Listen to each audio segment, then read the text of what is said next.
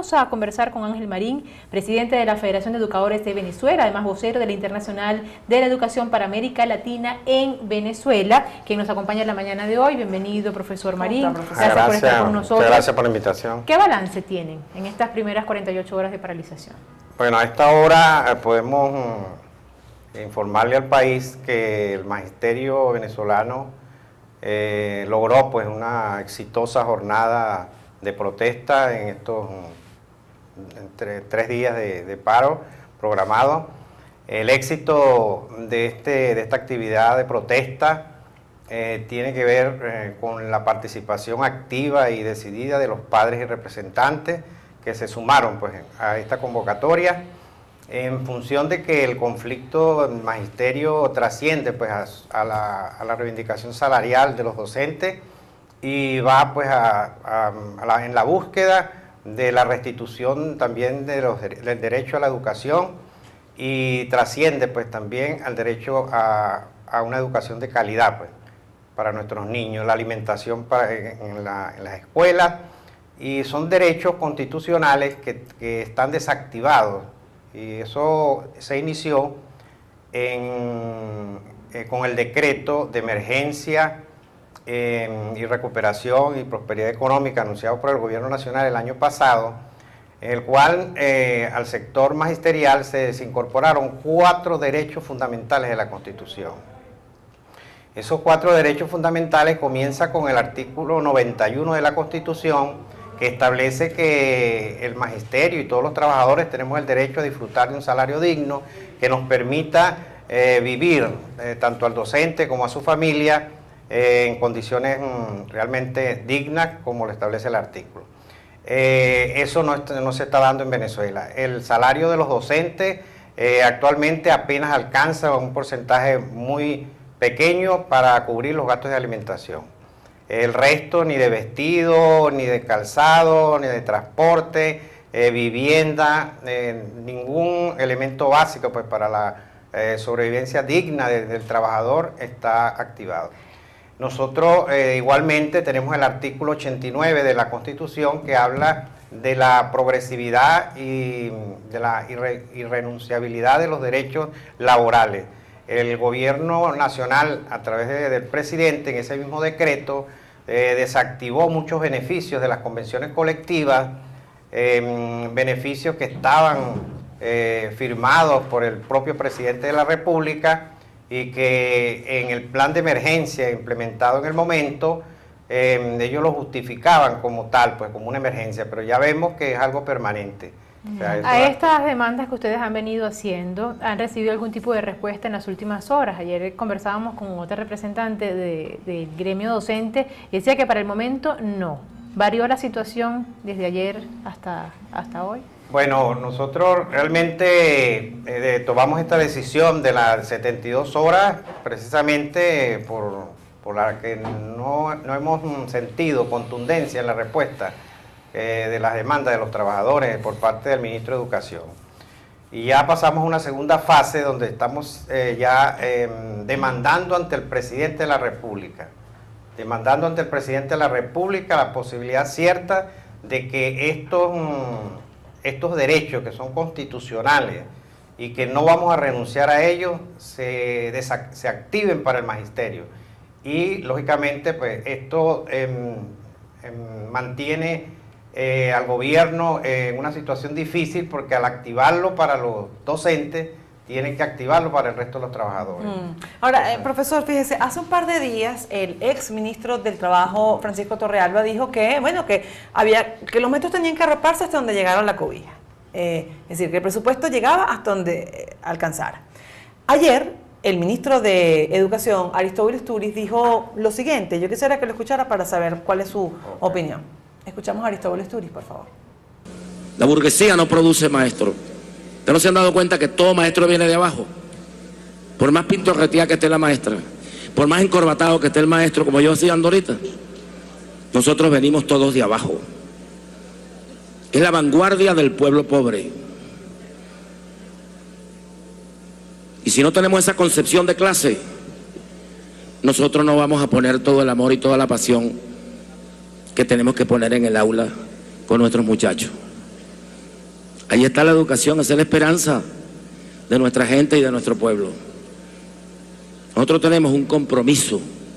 Esta es una educación, esta es una profesión de compromiso, de amor. Nacimos amarrados a nuestro pueblo. No nos podemos separar de nuestro pueblo, del amor por nuestro pueblo. Por eso el maestro es demasiado importante. Por eso el maestro es insustituible. Y por eso nosotros no podemos renunciar. Un Estado revolucionario no puede renunciar a la necesidad de formar sus docentes y formar sus maestros de acuerdo con los intereses del pueblo. No podemos formar maestros contra los intereses de nuestro pueblo. Que me digan lo que les dé la gana. Pero es nuestra obligación. Es nuestra obligación. Bueno, profesor, ¿qué opina? ¿Qué El dice? magisterio venezolano no renuncia al derecho constitucional que le asiste a ejercer la docencia en Venezuela. No renuncia a ese derecho, primero porque es el que está calificado para ejercer. Nosotros estamos sembrados en Venezuela. Los que decidimos quedarnos en Venezuela, los maestros y maestras que decidimos quedarnos en Venezuela, no vamos a abandonar a nuestros niños. Vamos a estar al lado de los padres representantes y de nuestros niños. Lo que no vamos a renunciar es al derecho a la protesta, el derecho a reclamar nuestros derechos constitucionales, a reclamar la restitución de nuestros beneficios laborales, a reclamar un salario digno para el maestro. Como dice el propio ministro de Educación, en un país, en cualquier país del mundo, no es que el sector magisterial o el maestro debe dársele privilegios, no. Pero sí debe tener un trato especial. Y en este caso, nosotros como representantes de los trabajadores observamos que ese trato no está dándose en Venezuela. Pero es que ayer graduaron a más docentes, profesores, es decir, en ese acto justamente estaban graduando docentes y haciendo una distinción de que los docentes vienen son pobres por naturaleza, haciendo una distinción además de clases allí. Yo no sé qué opina usted sobre eso. Probablemente vendrán muchos docentes de estrato social bajo, pero no significa que no puedan aspirar a ascender económicamente. Bueno, la profesión docente en cualquier parte del mundo es de vocación, es un apostolado porque tiene la persona y no lo podemos etiquetar pues de pobre, de rico, no, de ninguna manera. O sea que esa es una visión errada del ciudadano ministro. Esa etiqueta no es para los maestros. El maestro se hace maestro por vocación, se hace maestro por apostolado, en cualquier parte del mundo.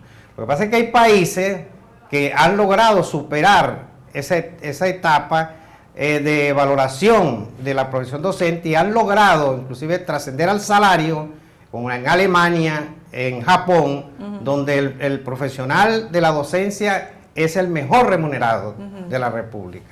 En Venezuela todavía no hemos llegado a eso. Al contrario, profesor. No hemos llegado a eso. E inclusive Simón Bolívar, en sus reflexiones con su maestro Simón Rodríguez, decía que en el sueño de su república, de la Gran Colombia, él decía que el maestro iba a ser el ciudadano más respetado y mejor remunerado de la república. El sueño del Libertador. Pero eso ningún gobierno lo ha logrado cumplir en Venezuela. Y mucho menos. Fíjese, profesor, pero ustedes están protestando por salarios dignos, por una educación, una buena educación para los niños jóvenes de Venezuela. Pero entonces vemos este acto de formación, de graduación, mejor dicho, más de 3.000 docentes graduados en la primera promoción de formación nacional avanzada de la micromisión Simón Rodríguez. ¿Qué micromisión es esa? ¿Cómo salen esos docentes? ¿Qué saben ustedes de la formación de estos jóvenes? Bueno, y vendrían a suplirlos a ustedes si se pliegan a este paro, continúa la paralización. Estamos hablando de más de 3.000 docentes, según esta promoción. El conflicto del magisterio redimensionado en las condiciones que lo estamos planteando tiene 4 pilares fundamentales constitucionales, ¿verdad? 4 pilares fundamentales, el 91 de la Constitución, el 89, el 86 y el 102 de la Constitución de la calidad educativa. Dentro de esos pilares fundamentales nosotros no vamos a aceptar que ningún gobierno nos desactive esos derechos constitucionales. Ahora bien, el desespero del gobierno tiende a generar instrumentos que distorsionan la carrera docente en Venezuela. O sea que lo que le falta al gobierno, aparte de poner al magisterio en salarios indignos, a desactivarle todos los beneficios laborales, a quitarle la seguridad social, además va a atacar ahora la carrera docente. Esos son planes y programas paralelos a la educación formal en Venezuela. Hay varias universidades en Venezuela y un instituto especial, que es la UPEL, para formar docentes.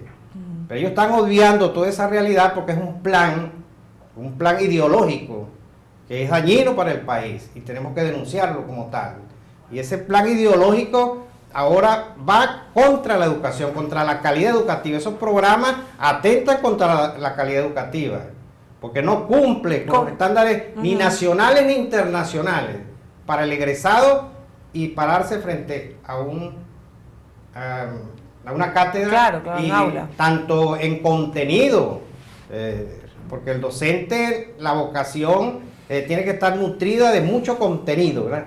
Contenido hacia los niños y conocimiento para poder transmitir aquello. Más la pedagogía. Esos programas no tienen nada de eso, pero son desesperaciones de un gobierno que está intoxicado ideológicamente hacia un objetivo y con un plan preestablecido.